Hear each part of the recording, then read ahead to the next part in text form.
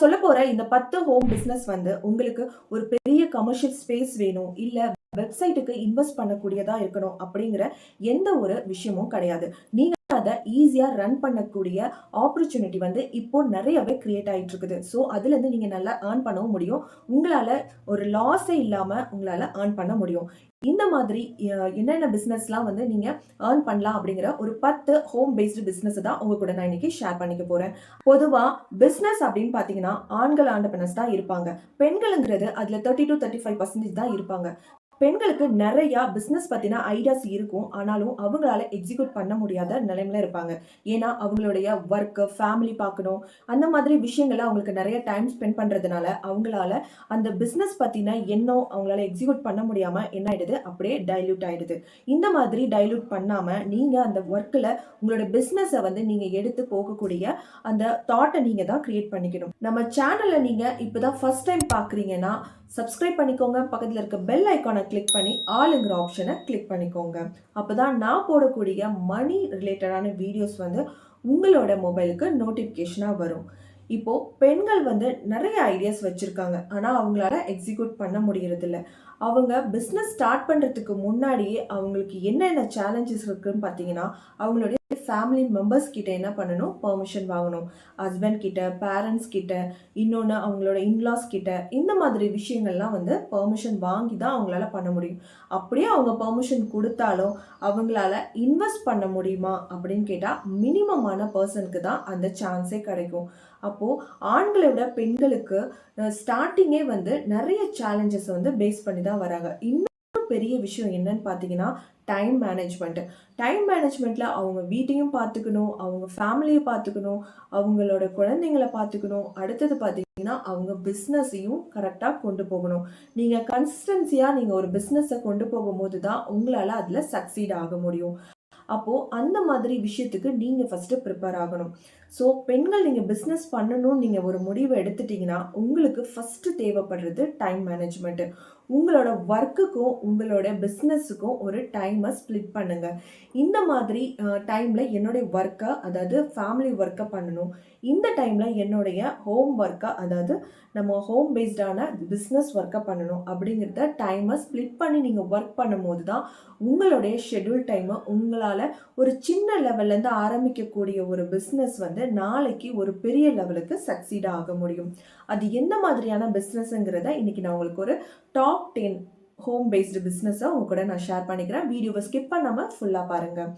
First one பார்த்தீங்கன்னா cloud kitchen. Cloud கிச்சனுங்கிறது இப்போ இருக்கிற டிஜிட்டல் லைஃப்பில் ரொம்பவே பெரிய ஒரு சர்க்குலரை வந்து கிரியேட் பண்ணியிருக்குது. என்னன்னா நீங்கள் ஒரு வீட்டில் இருந்தே நீங்கள் இருக்கக்கூடிய உங்களுடைய வீட்டில் நீங்கள் சமைக்கக்கூடிய பொருளை வச்சு நீங்கள் என்ன பண்ணலாம், சில டிஷ்ஷஸை வந்து ரெடி பண்ணி ஸ்விக்கி, சொமேட்டோ இந்த மாதிரி ஆப்ஷன் மூலயமா, டிஜிட்டல் ஆன்லைன் மூலயமா நீங்கள் என்ன பண்ணலாம், அதை சேல் பண்ணலாம். அதாவது நீங்கள் ஒரு பிஜி, இன்னொன்று ஆஃபீஸு, இந்த மாதிரி கூடலாம் நீங்கள் டைப் பண்ணி அதை ரெகுலராக நீங்கள் என்ன பண்ணலாம், சில ஒரு 50 மெம்பர்ஸ்க்கு சமைச்சு கொடுக்குற மாதிரி பண்ணலாம். இதை நீங்கள் ஸ்டார்டிங் கொஞ்சம் பண்ண ஆரம்பிச்சிங்கன்னா உங்களால் ரெஸ்டாரண்ட் அளவுக்கு நீங்கள் கொண்டு போகக்கூடிய அளவுக்கு உங்களுக்கு ஜாப் கிடைக்கும். இன்னொன்று ஆஃபீஸில் வந்து ஆஃபீஸ், ஸ்கூல்ஸ் இந்த மாதிரி இடத்துல கூட கேன்டீன் பண்ணுற அளவுக்கு கூட உங்களுக்கு ஆப்பர்ச்சுனிட்டி கிடைக்கும். Home tuition. ஹோம் டியூஷன் அப்படின்னா நீங்கள் வீட்டில் பசங்களை கூட்டிகிட்டு வந்து எல்லாரையும் வர வச்சு படிக்க வைக்கணுங்கிறது கொஞ்சம் கஷ்டமான விஷயம். சில பேர் வந்து இன்ட்ரெஸ்டடாக வருவாங்க, சில பேர் இன்ட்ரெஸ்டாக வரமாட்டாங்க. அதனால உங்களுக்கு அதுக்கேற்ற மாதிரி ஒரு ஸ்பேஸும் தேவைப்படும். இப்போ நான் வந்து சின்ன வீட்டில் தான் இருக்கேன், எனக்கு அந்த அளவுக்கு ஸ்பேஸ் இல்லை அப்படிங்கும் போது நீங்கள் என்ன பண்ணலாம், ஒரு ஆன்லைன் பேஸ்டான டியூஷனை வந்து நீங்கள் கண்டக்ட் பண்ணலாம். இப்போ நீங்கள் காலேஜ் படிச்சிருக்கும் போது அதில் நிறைய ஒரு சப்ஜெக்டில் வந்து நீங்கள் ரொம்பவே டேலண்டடாக இருப்பீங்க, உங்களுக்கு ஒரு இன்ட்ரெஸ்டடாக இருக்கும், இல்லை நல்லாவே எனக்கு தெரியும் அப்படிங்கிற சப்ஜெக்டில் நீங்கள் என்ன பண்ணலாம், அந்த சப்ஜெக்ட் மட்டும் பர்டிகுலராக எடுத்து நீங்கள் அதை ஒரு டிஜிட்டல் ஆன்லைனில் வந்து நீங்கள் டியூஷன் மாதிரி கண்டக்ட் பண்ணலாம். 1-to-1 பண்ணலாம். 1-to-1 பண்ணும்போது ஒரு சார்ஜ் பண்ணுவாங்க. அப்படி இல்லைன்னா கூட நீங்கள் வந்து ஒரு 100 பேர் அளவுக்கு கூட என்ன பண்ண முடியும், ஆன்லைனில் டியூஷன் பண்ண முடியும். அதுக்கான ஸ்பேஸ் வந்து உங்களுக்கு தேவைங்கிறது அவசியம் கிடையாது. ஜஸ்ட் உங்களுக்கு ஒரு லேப்டாப்பும் ஒரு இன்டர்நெட் கனெக்ஷனும் இருந்தாலே போதும். நெக்ஸ்ட் ஒன் பார்த்தீங்கன்னா third one drop shipping. Drop shipping அப்படிங்கிறது கொஞ்சம் புதுசாக இருக்குல்ல. ட்ராப் ஷிப்பிங்கிறது ஒன்றும் கிடையாது. ஒரு கஸ்டமருக்கு ஒரு பொருள் தேவைப்படுது, ஏதோ ஒரு பொருள் தேவைப்படுதுன்னு உங்களுக்கு தெரியுதுன்னா அந்த பொருள் வந்து எங்க கிடைக்குமோ, அத நீங்க அவங்க கூட நீங்க டை அப் வச்சுட்டு, அவங்க மூலியமாவே நீங்க என்ன பண்ணிடலாம், ஷிப் பண்ணிடலாம். நீங்க அத வாங்கி வச்சுட்டு, நீங்க வந்து டெலிவரி பண்ணணும் அப்படிங்கிற அவசியம் கிடையாது. நீங்க ஜஸ்ட் என்ன பண்ண போறீங்க, ஒரு கால்ஸ் தான் பண்ண போறீங்க. இவங்களுக்கு இந்த பொருள் தேவைப்படுது. நீங்க வந்து இது பண்ணுங்க. ரீசெல்லிங் மெத்தட் மாரி தான். இத வந்து அவங்க கிட்ட நீங்க இன்ஃபார்ம் பண்ணிட்டீங்கன்னா, இந்த திங்ஸ் வந்து அவங்களுக்கு ப்ராடக்ட் தேவைப்படுது. நீங்க அவங்ககிட்ட இன்ஃபார்ம் பண்றீங்க. அவங்க மூலியமாவே குடுக்குறாங்க அப்படிங்கும்போது, அந்த ஆர்டர அவங்களே வந்து டைரக்ட்டா தேவையான பெர்சனுக்கு வந்து ஷிப்பிங் பண்ணிடுவாங்க. இந்த மாதிரி பண்ணும்போது உங்களுக்கு செட் ஆஃப் கமிஷன்ஸ் கிடைக்கும்.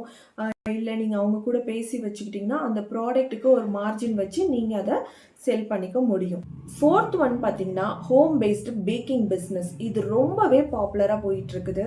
இதுக்கு நீங்க பேக்கரி வைக்கணும் அப்படிங்கிற அவசியமே கிடையாது.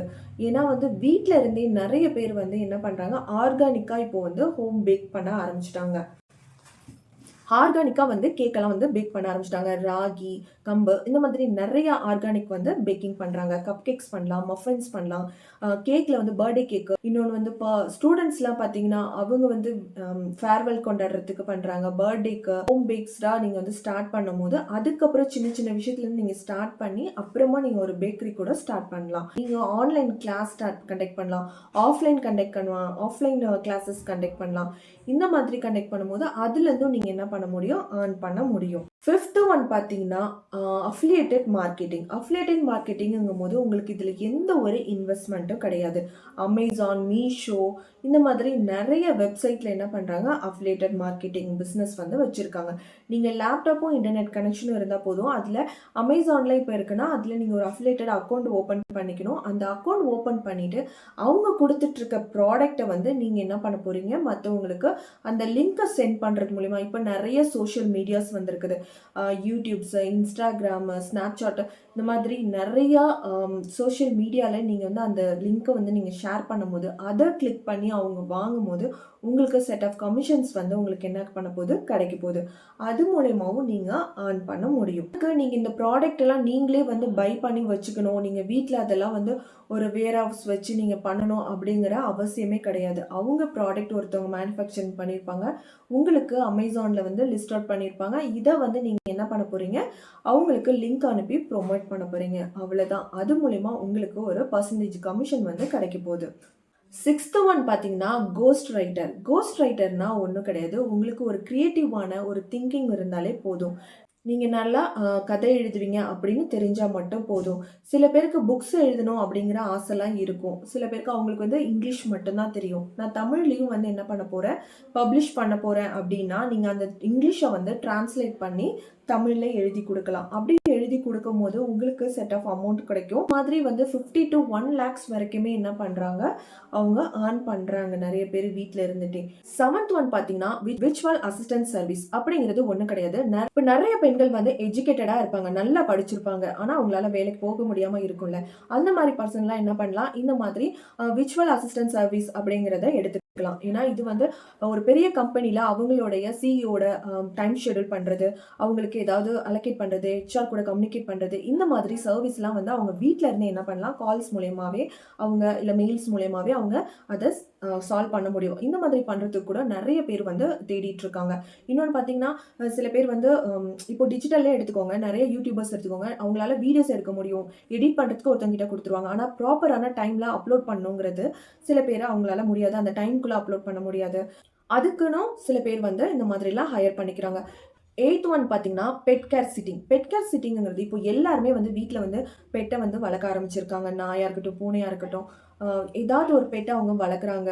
சில பேர் ரேபிட்டு, பேர்ட்ஸ் இந்த மாதிரி பண்ணுறாங்க. நீங்கள் வந்து பெட் கூட கொஞ்சம் நல்லா கனெக்டிவாக இருக்கிறீங்க, உங்களுக்கு எந்த ஒரு பயமும் இல்லை, எனக்கு அதை பற்றினா கொஞ்சம் நாலேஜ் இருக்குது அப்படிங்கும்போது, நீங்கள் பெட் கேர் சிட்டிங் வந்து ஒரு நார்மலான ஒரு ரூம் கூட நீங்கள் அதை செட்டப் பண்ணி, அதுக்கு ஒரு ஸ்மால் இன்வெஸ்ட்மெண்ட் மட்டும் தான் இருக்கும். அதை நீங்கள் பண்ணி என்ன பண்ணலாம், அதை ஸ்டார்ட் பண்ணலாம். இப்போ அவங்க வந்து ஊருக்கு போகிறாங்க, எங்கேயாச்சும் வெளியூர் போகிறாங்க அப்படின்னா அவங்களால ஒரு 1 வீக் வர முடியாத போது, வீட்டில் பெட்டை தனியாக விட்டுட்டு போக முடியாது, கூட்டிகிட்டும் போக முடியாது. அப்படிங்கும்போது இந்த பெட் கேர் சிட்டிங் இருக்கும்போது அவங்க அங்கே கொண்டு வந்து விட்டுருவாங்க. 1 வீக்குக்கு இவ்வளோ சார்ஜஸ் ஆர்டிஸ்ட் பண்ணும்போது அது மூலியமாவும் நீங்க ஏர்ன் பண்ண முடியும். 9th ஒன் பார்த்தீங்கன்னா, சில்க் த்ரெட் ஜுவல்லரி மேக்கிங். இது வந்து ரொம்பவே பாப்புலரா இருக்குது. ஏன்னா, இப்ப நெறைய பேர் வந்து ஆர்டிஃபிஷியலான ஜுவல்ஸ் தான் விரும்புறாங்க. இப்போ ஒரு மேரேஜா இருக்கட்டும், ஏதாவது ஒரு ஈவென்ட் இல்லாட்டி பர்த்டே யாருக்காவது கிஃப்ட் குடுக்கணும், ரிட்டர்ன் கிஃப்ட் குடுக்கணும். இல்ல ஒரு சாரீஸ் வந்து நான் எடுத்திருக்கேன். நான் ஒரு ஃபங்ஷன் போணும். அதுக்கான சாரீஸ் வந்து நான் மேட்ச் பண்ணணும் அப்படிங்கும்போது, ஒரு கஸ்டமைஸ் பண்ணி ஜுவல்லரீஸ வந்து வாங்க ஆரம்பிச்சிருக்காங்க. அவங்களுடைய சாரீஸ்க்கு ஏத்த மாதிரி த்ரெட் ஒர்க் பண்ணி ஜுவல்ஸ் எல்லாம் போடணும் அப்படிங்கிறத பண்றாங்க மேட்சிங்கா. அப்போ அந்த சில்க் த்ரெட் மேக்கிங் ஜுவல்லரி மேக்கிங்கிறது இப்போ ரொம்பவே பாப்புலரா இருக்குது. அத கூட நீங்க என்ன பண்ணலாம், ட்ரை பண்ணி பார்க்கலாம். 10th ஒன் பார்த்தீங்கன்னா, பீட்ஸ் பிரேஸ்லெட் மேக்கிங். இதுவும் ரொம்பவே வந்து சின்ன பசங்கள்லேருந்து பெரியவங்க வரைக்குமே வந்து இத ரொம்பவே இன்ட்ரெஸ்ட் காமிக்கிறாங்க. ரொம்பவே பாப்புலரா ரன் ஆயிட்டு இருக்குன்னே சொல்லலாம். ஏன்னா வந்து ஏதாவது ஒரு ஃபேர்வெல் இருந்தா கூட அவங்க ரிட்டர்ன் கிஃப்ட் குடுக்கலாம். இல்லன்னா ஒரு ஃப்ரெண்ட்ஷிப் டே, மதர்ஸ் டே இல்ல நேம் போட்டு ஷேர் பண்ணிக்கிறாங்க. இப்போ அவங்களுக்கு ஏத்த மாதிரி நெறைய காலேஜ் ஸ்டூடண்ட்ஸ், ஸ்கூல் ஸ்டூடண்ட்ஸ் எல்லாருமே வந்து இப்ப என்ன பண்றாங்க, பீட்ஸ் பிரேஸ்லெட்ட வந்து ரொம்பவே அதுக்கு வந்து இன்ட்ரெஸ்ட் காமிக்கிறாங்க. அது நெறைய பேர் ஆர்டர் பண்றாங்க. அதோட கிளாஸஸ் கூட நீங்க என்ன பண்ணலாம், கண்டக்ட் பண்ணி நீங்க அதுக்கு ஒரு செட் ஆஃப் வேல்யூ அமௌண்ட்ட வந்து நீங்க ப்ரொடியூஸ் பண்ணலாம். இந்த மாதிரி ஒரு 10 ஹோம் பேஸ்டு பிசினஸ் வந்து நம்ம பார்த்துருக்கோம். இதுல உங்களுக்கு எது இன்ட்ரெஸ்ட்டா இருக்குது, எல்லாமே பார்த்துட்டு பண்ணணும் அப்படின்னு நினைச்சா பண்ண முடியாது. நீங்க இதுல எது பெஸ்ட் உங்களுக்கு வரும், உங்களுடைய ஃபேமிலிக்கு கன்வீனியன்ட்டா இருக்குமோ அந்த பிசினஸ நீங்க எடுத்து பண்ணும்போது, உங்களுக்கு அதுல நாலேட்ஜ் இல்ல அப்படின்னாலும் ஜஸ்ட் ஒரு ஸ்கில்ல அத கத்துக்கோங்க. கத்துக்கிட்டு அத நீங்க ஸ்டார்ட் பண்ணும்போது, உங்களாலயும் ஒரு சின்ன லெவல்ல இருந்து பெரிய லெவலுக்கு போக முடியும். டெய்லியும் ₹1000 வந்து ஏர்ன் பண்றது எப்படிங்கிறத லிங்க்க நான் உங்களுக்கு கமெண்ட் பாக்ஸ்ல பின் பண்ணியிருக்கேன். அந்த வீடியோவ உங்களோட ஃப்ரீ டைம்ல செக் பண்ணி பாருங்க. இந்த வீடியோ உங்களுக்கு பிடிச்சிருந்ததுன்னா லைக் பண்ணுங்க. உங்க ஃப்ரெண்ட்ஸ் அண்ட் ஃபேமிலிக்கும் ஷேர் பண்ணுங்க. மறக்காம நம்ம சேனல சப்ஸ்கிரைப் பண்ணிடுங்க.